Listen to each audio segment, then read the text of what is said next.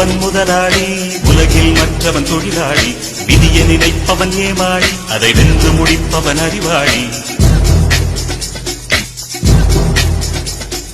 ஒருவன் முதலாளி, உலகில் மற்றவன் தொழிலாளி.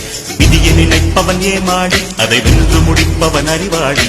பூமியை வெல்ல ஆயுதம் எதற்கு, உப்பரிக்க கோடரி எதற்கு, பொன்னோ பொருளோ பொற்களம் எதற்கு, ஆசை துறந்தால் அகிலம் உனக்கு.